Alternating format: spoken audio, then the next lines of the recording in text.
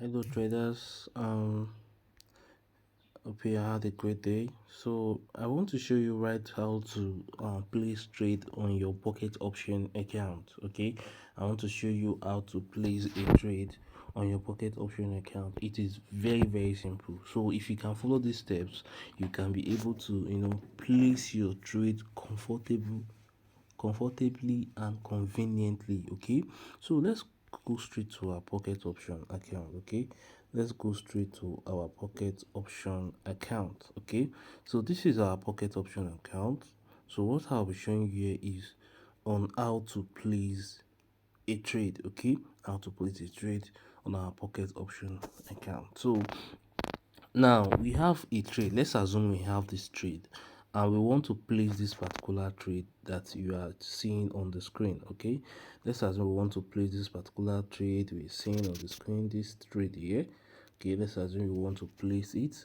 So how do we go about it? Now the first thing is the kind of pair that we want to trade. Okay, now the kind of pair that we want to trade here is card JPY OTC. You can see it, it is card JPY OTC.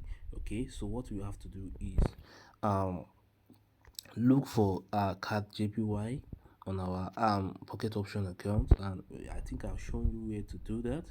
So all you have to do is come to this place. Okay, and search for card JPY. So let's click on it and search for card JPY OTC. As you can see, this is it. This is it here.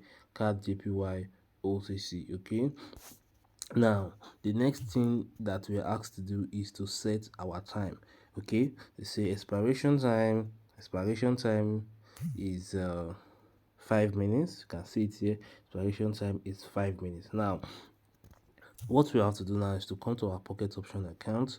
If your pocket option account is new, it's going to show a flag. Okay, it's going to show a flag. It's going to show a flag like this. Okay, it's going to show a flag like this. All you just have to do is tap on it. So once you tap on it, it's going to show something like this. Okay, it's going to change to a clockwise method. We're going to show it to you clockwise.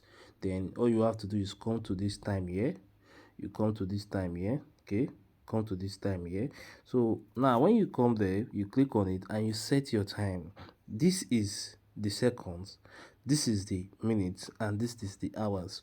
Now we are asked to place a 5 minutes time frame. So all you have to do is click on this plus time and click on make it 5, 2, 3, 4, 5. Okay, so if you are using 1 minute time frame, you just have to come down and change it to 1 minute. Okay, I hope you understand what I'm saying. So now, but this particular trade is telling us that is going to be a 5 minutes time frame. So all you have to do is just click to 5, 1, 2, 3, 4, 5 minutes. Okay, so that means we have set our expiration time. Okay, so after that, the next thing is the entering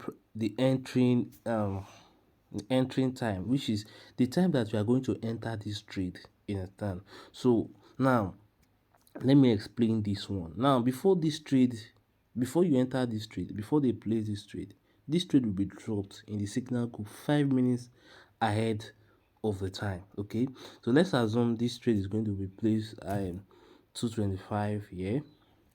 Then they are going to place the trade, and the signal would have been dropped around 220. Now note that our time frame is different from the US time frame. So maybe what we are looking at now won't be at the hours. This is the hours. 2 o'clock is the hours, and this is the minutes.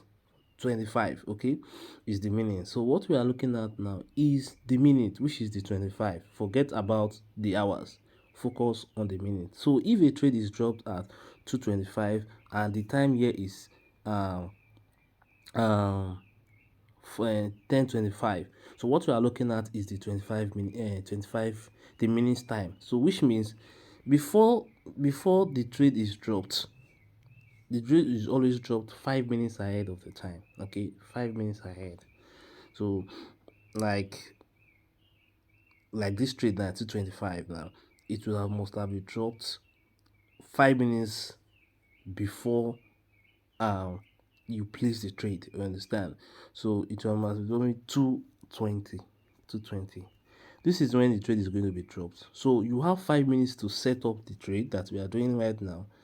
All right, you have 5 minutes to set up the trade, and once it is 5 minutes after, which is 225, then you'll be able to place you place the trade immediately, because that's the time we are asked to place the trade here. Okay, you place the trade immediately. So now what I'm saying now, if the hours is going to be different at our home side, our home might be maybe 8:25, 8:20, right? 8:25, because this is USA time. This 25 is a USA time, but our own might be 8:20, 8:25. Okay, so what we are just focusing on is the minutes here, the minutes. So the signals will be dropped 8:20 in Nigeria, but you have to place the signals 5 minutes after, which is 8:25, which is the entry price. You can see that the entry you can enter at 225 here, but our own is 8:25. So you are focusing on the minutes. So once it's 25 minutes after 8 in Nigeria, you just have to place the trade immediately. Okay, so then the next thing is how you are going to place the trade, which is higher. This one is higher, which is a buy. So you come to your pocket option account, then you wait for 225 and press higher. Now before you press higher, you put the amount that you want to risk. Okay, you want to risk per trade. You put the amount you want to risk per trade, and the minimum you can risk is $1. So if you have a lesser account, I advise that you still start with a $1. Understand? So you can be able to understand the interface of the account. If you are still new, please, it's even better you start with what's it called? Sorry, it's better you start with $1, or you trade with demo account to be able to understand it very well, as I explained in this video. So you take amount that you want to risk and put it here, $1 for instance. So let me explain this Mintigo part now. This Mintigo levels is just for us to be able to recover our losses. So every trade end up 5 minutes, because you set what 5 minutes time frame. Yeah, okay, every trade will end up in 5 minutes.